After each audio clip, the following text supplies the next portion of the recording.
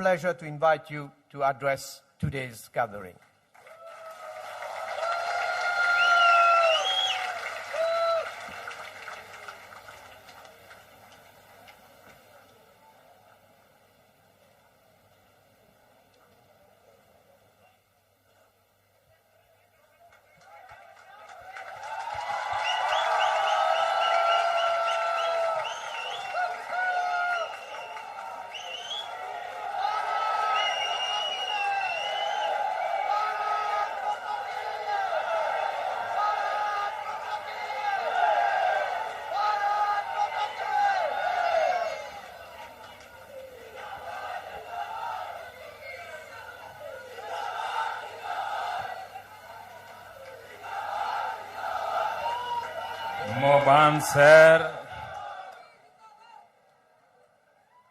Mobanser, Ban frère Mauricien,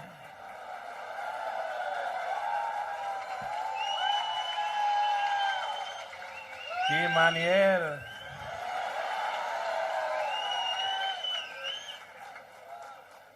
Mo extra conto qui moi ici avec Jot.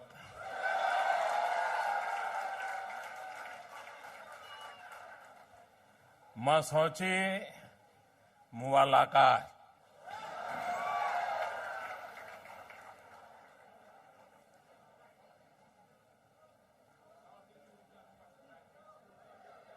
इतनी बारिश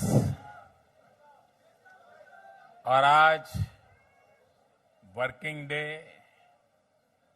उसके बावजूद भी ये नजारा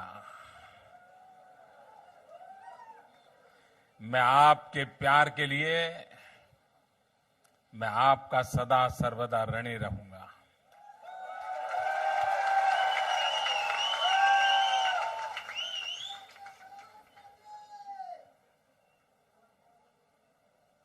मैं इतना जरूर कह सकता हूं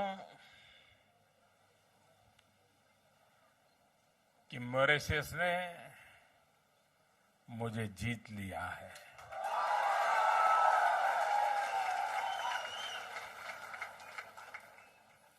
अपना बना लिया है।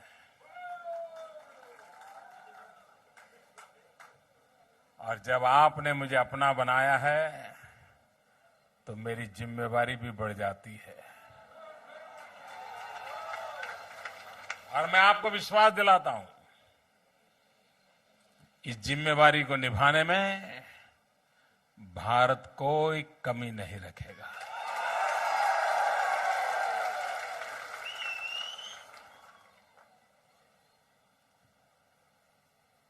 मैं मॉरिशस के सभी नागरिकों का अभिनंदन करता हूं।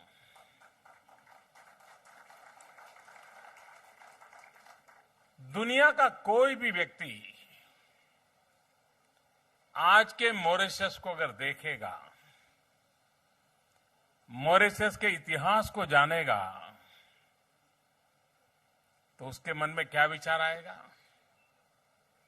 उसके मन में यही विचार आएगा कि 100 साल पहले जो यहां मजदूर बन के आए थे, जिनको लाया गया था, उन लोगों ने इस धरती को कैसा नंदनवन बना दिया है। इस देश को कैसी नई ऊंचाइयों पर ले गए हैं। और तब मेहनत तो आपने की है, पसीना तो आपने बहाया है, कष्ट तो आपके पूर्वजों ने झेले हैं, लेकिन क्रेडिट हमारे खाते में जाती है।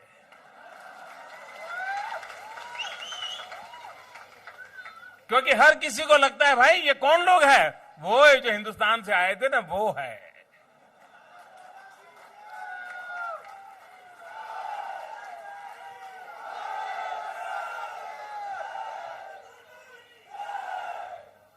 और दुनिया को हिंदुस्तान की पहचान होगी कि दुनिया के लिए जो मजदूर था, जिसे खेतों से उठा करके लाया गया था, जबरन लाया गया था, वो भी अगर जी जान से जुड़ जाता है तो अपने आप धरती पर स्वर्ग खड़ा कर देता है। ये काम आपने किया है, आपके पूर्वजों ने किया है, और इसलिए एक हिंदुस्तानी के नाते गर्व महसूस करता हूं और आपको नमन करता हूं, आपका अभिनंदन करता हूं, आपके पूर्वजों को प्रणाम करता हूं।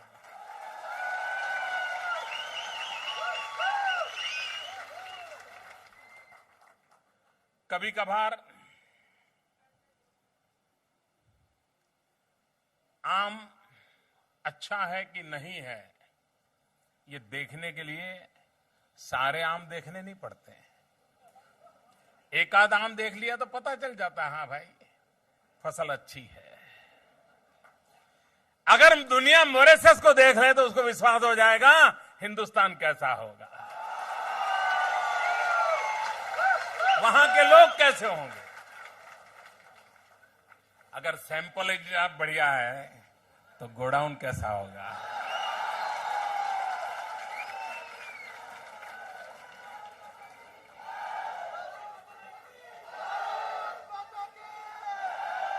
और इसलिए विश्व के सामने आज भारत गर्व के साथ कह सकता है कि हम उस महान विरासत की परंपरा से पले हुए लोग हैं जो एक ही मंत्र लेकर के चले हैं। जब दुनिया में भारत सोने की चिड़िया कहलाता था, जब दुनिया में सी संस्कृत समाज के रूप में भारत की पहचान थी, उस समय भी उस धरती के लोगों ने कभी दुनिया पर कब्जा करने की कोशिश नहीं की थी। दूसरे का छीनना ये उसके खून में नहीं था।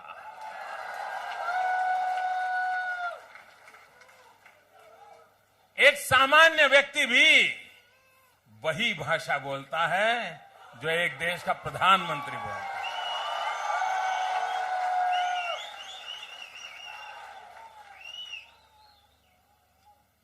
इतनी विचारों की साम्यता, सहजता ऐसे नहीं आती, किताबों से नहीं आती है, ये हमारे रक्त में भरा पड़ा है, हमारे संस्कारों में भरा पड़ा है। और हमारा मंत्र था वसुधैव कुटुंबकम। पूरा विश्व हमारा परिवार है। इस तत्व को लेकर के हम निकले हुए लोग हैं और इसी के कारण आज दुनिया के किसी भी कोने में भारतीय मूल का कोई व्यक्ति गया है तो उसने किसी को पराजित करने की कोशिश नहीं की है, हर किसी को जीतने का प्रयास किया है, अपना बनाने का प्रयास किया है। 2014 का साल मॉरिशस के लिए भी महत्वपूर्ण था, भारत के लिए भी महत्वपूर्ण था। भारत में बहुत सालों से मिली जुली सरकारें बना करती थी, गठबंधन की सरकार बनती थी, एक पैर उसका तो एक पैर इसका, तो एक हाथ उसका तो एक हाथ उसका। मॉरिशस का भी वही हाल था। यहां पर भी मिली जुली सरकार बना करती थी। 2014 में जो हिंदुस्तान के नागरिकों ने सोचा वही मॉरिशस के नागरिकों ने सोचा। हिंदुस्तान के नागरिकों ने 30 साल के बाद एक पूर्ण बहुमत वाली स्थिर सरकार बनाई, मॉरिशस के लोगों ने भी पूर्ण बहुमत वाली स्थिर सरकार दी।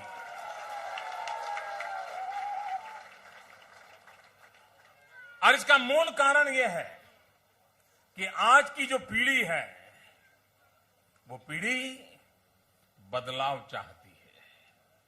आज जो पीढ़ी है वह विकास चाहती है। आज जो पीढ़ी है वो अवसर चाहती है, उपकार नहीं। वो किसी के कृपा का मोहताज नहीं है। वो कहता है मेरे भुजा में दम है, मुझे मौका दीजिए, मैं पत्थर पर लकीर जैसी बनाऊंगा जो दुनिया की जिंदगी बदलने के काम आ सकती है। आज का युवा मक्खन पर लकीर बनाने का शौकीन नहीं है, वो पत्थर पर लकीर बनाना चाहता है। उसकी सोच बदली है, उसके विचार बदले हैं और उसके मन में जो आशा आकांक्षा जगी है। सरकारों का दायित्व बनता है उन नौजवानों की आशा आकांक्षाओं की पूर्ति के लिए राष्ट्र को विकास की नई ऊंचाइयों पर ले जाए। और मैं आज जब आपके बीच में आया हूं, मेरी सरकार को ज्यादा समय तो नहीं हुआ है, लेकिन मैं इतना विश्वास से कह रहा हूं कि जिस भारत के तरफ कोई देखने को तैयार नहीं था और देखते भी थे तो आंख दिखाने के लिए देखते थे, पहली बार आज दुनिया भारत को आंख नहीं दिखा दे रही है, भारत से आंख मिलाने की कोशिश कर रही है।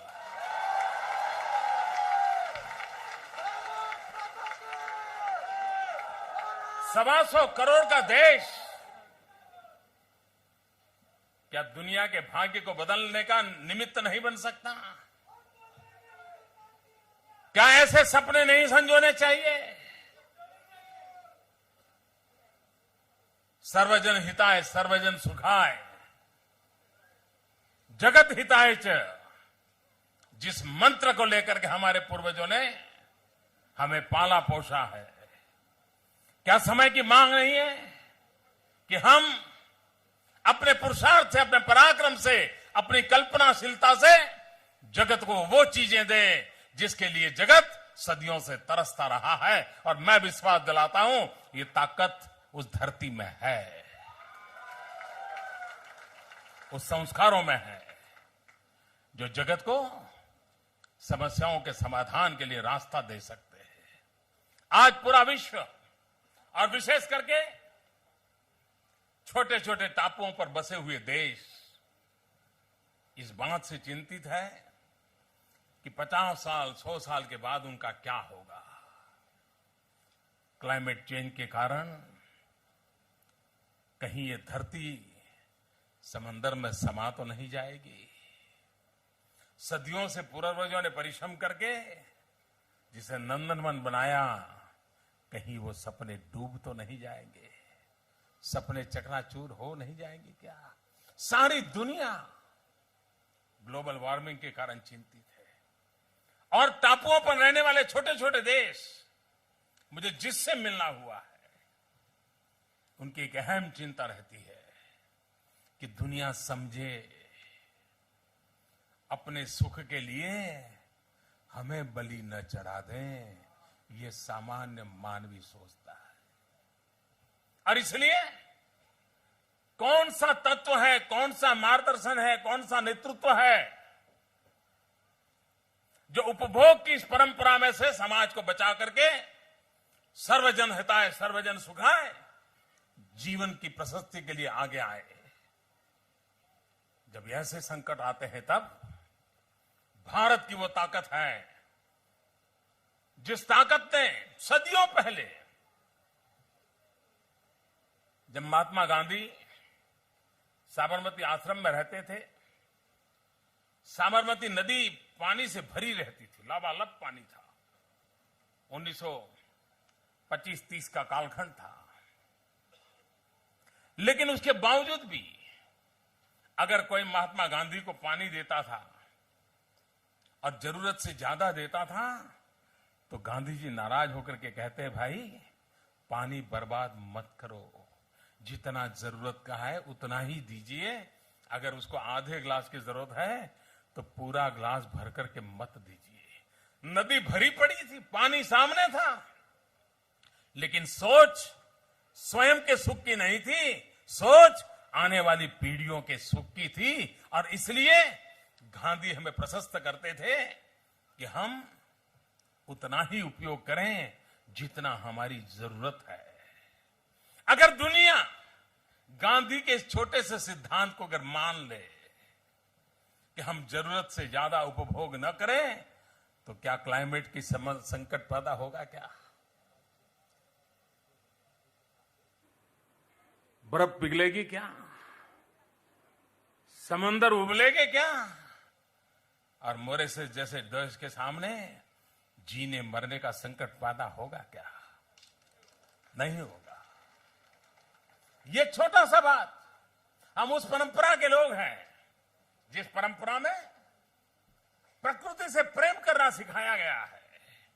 हम ही तो लोग हैं जिन्हें पृथ्वी ये माता है, ये बचपन से सिखाया जाता है। शायद दुनिया में कोई ऐसी परंपरा नहीं होगी जो पृथ्वी ये माता है ये संकल्प कराती हो।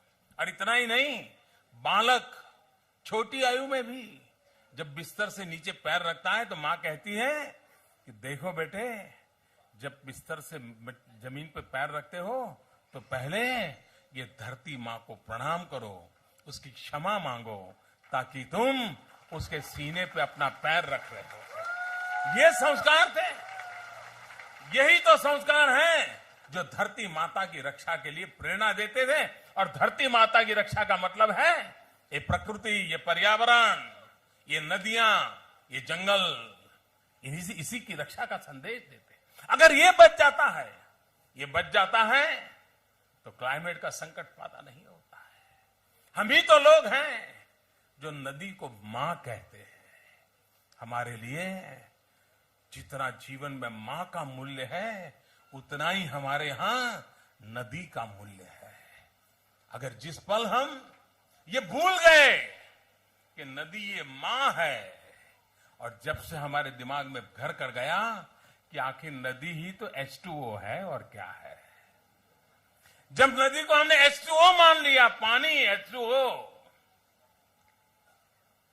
नदी के प्रति मां का भाव मर जाता है तो नदी की रखवाली करने की जिम्मेवारी भी खत्म हो जाती है। ये संस्कार हमें मिले हैं और उन्हीं संस्कारों के तहत हम प्रकृति की रक्षा के साथ जुड़े हुए। हमारे पूर्वजों ने हमें कहा है, मनुष्य को प्रकृति का दोहन करना चाहिए। कभी आपने बछड़े को उतना ही दूध पीते हुए देखा होगा जितना कि बिछड़े को जरूरत होगी। कभी मां को काटने का, गाय को काटने का प्रयास कोई नहीं करता है। और इसलिए प्रकृति का भी दोहन होना चाहिए, प्रकृति का शोषण नहीं होना चाहिए। मिल्किंग ऑफ नेचर हमारे यहां कहा गया है, exploitation of the nature is a crime. अगर ये विचार और ये आदर्शों को लेकर के हम चलते हैं तो हम मानव जिस संकट को जूझ रहा है उस संकट से बचाने का रास्ता दे सकते हैं। हम वो लोग हैं जिन्होंने पूरे ब्रह्मांड को एक परिवार के रूप में माना है। आप देखिए, छोटी छोटी चीजें होती हैं लेकिन जीवन को कैसे बनाती है। पूरे ब्रह्मांड को परिवार मानना ये किताबों से नहीं, परिवार के संस्कारों से समझाया गया है। बच्चा छोटा होता है ना, तो मां उसको खुले मैदान में ले जाकर के कहती है कि देखो बेटे, ये जो चांद दिखता है ना, ये चांदा है ना तेरा मामा है। कहता है कि नहीं कहते? आपको भी कहा था कि नहीं कहा था? क्या दुनिया में कभी सुना है जो कहता है सूरज तेरा दादा है, चांदा तेरा मामा है, यानी पूरा ब्रह्मांड तेरा परिवार है। ये संस्कार जिस धरती से मिलते हैं वहां प्रकृति के साथ कभी संघर्ष नहीं हो सकता है, प्रकृति के साथ समन्वय होता है। और इसलिए आज विश्व जिस संकट को झेल रहा है, भारतीय चिंतन के आधार पर विश्व का नेतृत्व करने का समय आ गया है। क्लाइमेट बचाने के लिए दुनिया हमें न सिखाए, हमारे पास मॉरिशस कहेगा ज्यादा मानेगी। उसका कारण क्या है मालूम है? क्योंकि आप कह सकते हो भाई मैं मरने वाला हूं, मैं डूबने वाला हूं, तो उसका असर ज्यादा होता है। और इसलिए विश्व को जगाना, मैं इन दिनों कई ऐसे क्षेत्रों में गया हूं। मैं भी फिजी गया था। मैं फिजी में गया तो वहां भी मैं अलग अलग आइलैंड के छोटे छोटे देशों से मिला था, और पूरा समय उनकी यही पीड़ा थी, यही दर्द था, कोई तो हमारी सुने, कोई तो हमें बचाए, कोई तो हमारे आने वाली पीढ़ियों की रक्षा करे। और जो दूर का सोचते हैं उन्होंने आज से शुरू करना पड़ता है। भाइयों बहनों, भारत आज विश्व का सबसे युवा देश है। 65% पॉपुलेशन भारत की 35 साल से कम उम्र की है।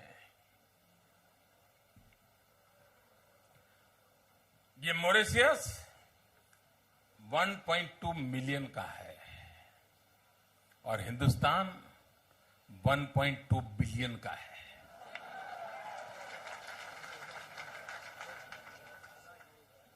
और उसमें 65% जनसंख्या 35 साल से कम है। पूरे विश्व में युवा शक्ति एक अनिवार्यता बनने वाला है। दुनिया को वर्कफोर्स की जरूरत पड़ने वाली है। कितना ही ज्ञान हो, कितना ही रुपये हो, कितने ही डॉलर हो, पाउंड हो, संपत्ति के भंडार हो, लेकिन अगर युवा पीढ़ी के भुजाओं का बल नहीं मिलता है तो गाड़ी वहीं अटक जाती है। और इसलिए दुनिया को यूथफुल मैन पावर की आवश्यकता रहने वाली है, ह्यूमन रिसोर्स की आवश्यकता रहने वाली है। भारत आज उस दिशा में आगे बढ़ना चाहता है कि आने वाले दिनों में विश्व को जो इस मानव शक्ति की आवश्यकता है, हम भारत में ऐसी मानव शक्ति तैयार करें जो जगत में जहां जिसकी जरूरत हो उसका पूरा करने के लिए हमारे पास वो काबिलियत हो, वो हुनर हो, वो सामर्थ्य हो। और इसलिए स्किल डेवलपमेंट एक मिशन मोड में हमने आरंभ किया है। दुनिया की आवश्यकताओं का मैपिंग करके किस देश को आने वाले 20 साल के बाद कैसे लोग चाहिए, ऐसे लोगों को तैयार करने का काम आज से शुरू करेंगे। और एक बार भारत का नौजवान दुनिया में जाएगा तो सिर्फ भुजाएं लेकर के नहीं जाएगा, सिर्फ 2 बाहु लेकर के नहीं जाएगा, दिल और दिमाग लेकर के भी जाएगा। और वो दिल दिमाग जो वसुधैव कुटुंबकम की बात करता है, जगत को जोड़ने की बात करता है। और इसलिए आने वाले दिनों में फिर एक बार युग का चक्र चलने वाला है, जिस युग के चक्र से भारत का नौजवान विश्व के बदलाव में दुनिया में फैल करके एक कैटलिक एजेंट के रूप में अपनी भूमिका का निर्वाह कर सके, ऐसी संभावनाएं पड़ी है। उस संभावनाओं को एक अवसर मान करके हिंदुस्तान आगे बढ़ना चाहता है। दुनिया में फैले हुए सभी मानवतावादी शक्तियां भारत को आशीर्वाद दें, ताकि इस विचार के लोग, इस मनोभूमिका के लोग विश्व में पहुंचे, विश्व में फैले और विश्व कल्याण के मार्ग में अपनी अपनी भूमिका अदा करें। ये जमाना डिजिटल वर्ल्ड है, हर किसी के हाथ में मोबाइल है, हर कोई सेल्फी ले रहा है। सेल्फी लिया न ले, मेरे तो बहुत धक्के मारता है मुझे। जगत बदल चुका है। सेल्फी लेता है, पल भर के अंदर अपने साथियों को पहुंचा देता है, देखो अभी अभी मोदी जी से मिलके आ गया। दुनिया तेज गति से बदल रही है। भारत अपने आप को उस दिशा में सज्ज कर रहा है और हिंदुस्तान के नौजवान जो आईटी के माध्यम से जगत को एक अलग पहचान दी है हिंदुस्तान की। वरना एक समय था, हिंदुस्तान की पहचान क्या थी? मुझे बराबर याद है, मैं एक बार ताइवान गया था, बहुत साल पहले की बात है। ताइवान सरकार के निमंत्रण पे गया था। तब तो मैं कुछ था नहीं, मुख्यमंत्री वगैरह कुछ नहीं था, ऐसे ही जैसे एक बार यहां मॉरिशस आया था। कुछ लोग हैं जो मुझे पुराने मिल गए आज। तो 5-7 दिन का मेरा टूर था। तो एक उनका कंप्यूटर इंजीनियर था, वो मेरा इंटरप्रेटर था, वहां की सरकार ने लगाया था। तो 5-7 दिन मैं सब देख रहा था, सुन रहा था, पूछ रहा था। तो उसके मन में क्यूरियोसिटी हुई। तो उसने आखिरी एक दिन बाकी था, उसने मुझे पूछा, मैंने कहा, बोले आप बुरा ना माने तो एक सवाल पूछना चाहता हूं। मैंने कहा क्या? बोले आपको बुरा नहीं लगेगा ना? मैं कहा यार पूछ लो भाई, लगेगा तो लगेगा, लेकिन तुम पूछ लो, तेरे मन में रहेगा तो मुझे बुरा लगेगा। फिर नहीं कर, वो बेचारा भागता रहा। मैंने फिर आग्रह किया, मैंने कहा बैठो, मुझे बताओ क्या है। तो उसने मुझे पूछा कि साहब मैं जानना चाहता हूं, क्या हिंदुस्तान आज भी सांप सपेरों का देश है क्या? जादू टोना वालों का देश है क्या? काला जादू चलता है क्या हिंदुस्तान में?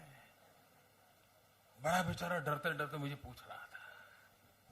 मैंने कहा नहीं यार, अब वो जमाना चला गया, अब हम लोगों में वो दम नहीं है। हम अब सांप से नहीं खेल सकते। अब तो हमारा डिवोल्यूशन इतना हो गया कि हम माउस से खेलते हैं।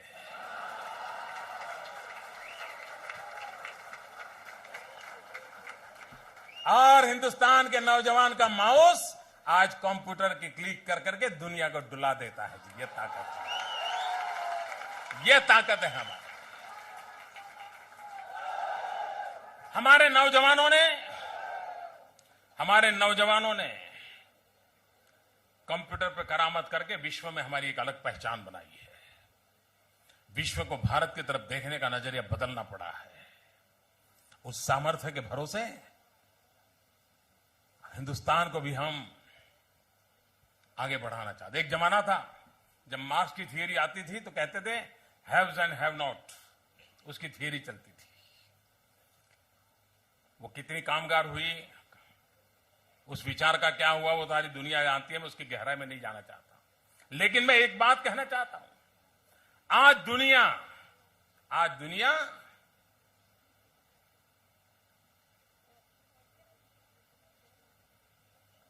डिजिटल कनेक्टिविटी से जो वंचित है और जो डिजिटल वर्ल्ड से जुड़े हुए हैं, ये खाई अगर ज्यादा पड़ गई तो विकास के अंदर बहुत बड़ी रुकावट पैदा होने वाली है।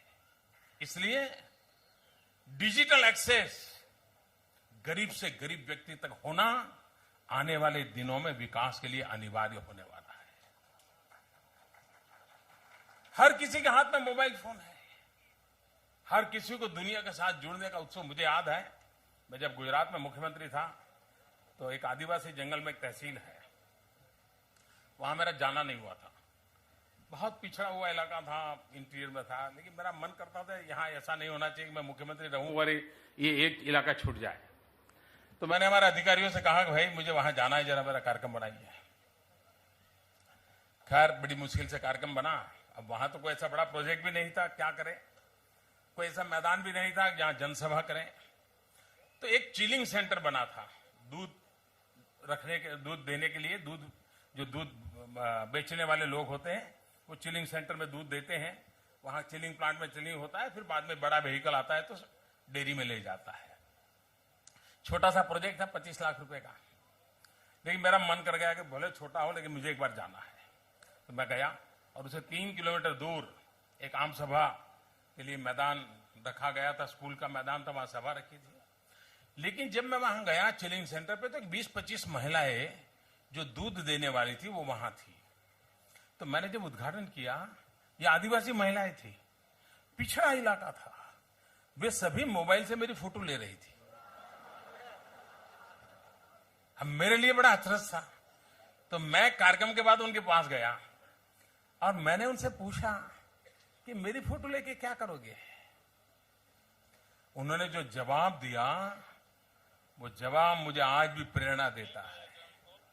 उन्होंने कहा नहीं, ये तो हम जाकर के डाउनलोड करवा देंगे।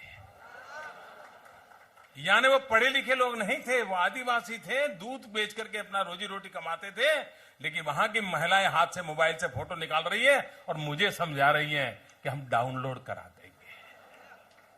तब से मैंने देखा कि टेक्नोलॉजी किस प्रकार से मानव जात के जीवन का हिस्सा बनती चली जा रही है। अगर हमने विकास की डिजाइन बनानी है तो इस टेक्नोलॉजी का महात्म्य समझना होगा। और भारत डिजिटल इंडिया का सपना देख करके चल रहा है। कभी हिंदुस्तान की पहचान ये बन जाती थी, कोई भी यहां के किसी को कहो भाई भारत, छोड़ो यार भ्रष्टाचार है, चलो यार रिश्वत का मामला है, ऐसा सुनते हैं ना। अब सही करना है। अभी अभी आपने सुना होगा, ये अखबार में बहुत कम आया है, वैसे बहुत सी अच्छी चीजें होती हैं जो अखबार टीवी में बहुत कम आती है एक आध कोने में कहीं आ जाती है। भारत में कोयले को लेकर के भ्रष्टाचार की बड़ी चर्चा हुई थी। सीएजी ने कहा था 1,76,000 करोड़ का करप्शन की बात कही थी। हमारी सरकार आई और सुप्रीम कोर्ट ने 204 जो खदानें थी उसको रद्द कर दिया। कोयला निकालना ही पाबंदी लग गई। अब बिजली के कारखाने क्या चलेंगे। हमारे लिए बहुत जरूरी था कि इस काम को आगे बढ़ाएं। हमने एक के बाद एक निर्णय किए, 3 महीने के अंदर उसका ऑक्शन करना शुरू कर दिया और 204 कॉल ब्लॉक्स, खदाने जो ऐसे ही कागज पे चिट्ठी लेकर के दे रही है, ये मगन भाई को दे देना है, मोहनलाल को दे देना है, रज्जू भैया को दे देना, ऐसे ही दे दिया था, जो सुप्रीम कोर्ट ने रद्द किया था। हमने उसका ऑक्शन किया। अब तक सिर्फ 20 का ऑक्शन हुआ है। 204 में से 20 का ऑक्शन हुआ है और 20 के ऑक्शन में 2 लाख करोड़ से ज्यादा रकम आई है। करप्शन जा सकता है नहीं जा सकता है? करप्शन जा सकता है नहीं जा सकता है? अगर हम नीतियों के आधार पर देश चलाएं, पारदर्शिता के साथ चलाएं, तो हम भ्रष्टाचार से कोई भी व्यवस्था को बाहर निकाल सकते हैं और भ्रष्टाचार मुक्त व्यवस्थाओं को विकसित कर सकते हैं। हिंदुस्तान ने बेड़ा उठाया है, हम उस दिशा में आगे बढ़ रहे हैं।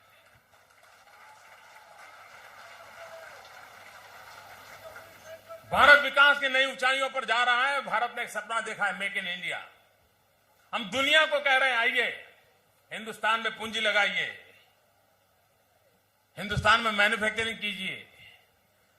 भारत में आपको लो कॉस्ट मैन्युफैक्चरिंग होगा, स्किल मैन पावर मिलेगा, जीरो मेंटेनेंस लॉस का माहौल मिलेगा, रेड टेप की जगह पर रेड कारपेट मिलेगा। आइए आप अपना नसीब आजमाइए। और मैं देख रहा हूं आज दुनिया का भारत में बहुत रुचि लड़ने लगी। दुनिया के सारे देश, उनको लगता है हाँ भारत एक जगह है जहां हम पूंजी निवेश कर सकते हैं, वहां मैन्युफैक्चरिंग करेंगे और दुनिया के अंदर एक्सपोर्ट करेंगे। बहुत बड़ी संभावनाएं के साथ देश विकास की नई ऊंचाइयों को पार कर रहा है। मुझे विश्वास है कि आप जो सपने देख रहे हो कहीं पर भी बैठे होंगे, लेकिन आप आज कहीं पर भी क्यों न हो, लेकिन कौन बेटा है जो मां को दुखी देखना चाहता है। सदियों पहले भले वो देश छोड़ा हो, लेकिन फिर भी आपके मन में रहता होगा कि भारत मेरी मां है, मेरी मां कभी दुखी नहीं होनी चाहिए। ये आप भी चाहते होंगे। जो आप चाहते हो, आप यहां आगे बढ़िए, प्रगति कीजिए और आपने जो भारत मां की जिम्मेवारी हमें दी है, हम उसको पूरी तरह निभाएंगे ताकि कभी आपको ये चिंता न रहे कि आपकी भारत मां का हाल क्या है। ये मैं विश्वास दिलाने आया हूं।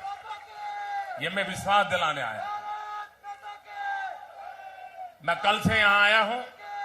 जो स्वागत सम्मान हुआ है, जो प्यार दिया है, इसके लिए मैं मॉरिशस का बहुत आभारी हूं। यहां की सरकार का आभारी हूं, प्रधानमंत्री जी का आभारी हूं, आप सबका बहुत आभारी हूं। और आपने जो स्वागत किया, सम्मान किया, इसके लिए मैं फिर एक बार धन्यवाद करता हूं। और आज 12 मार्च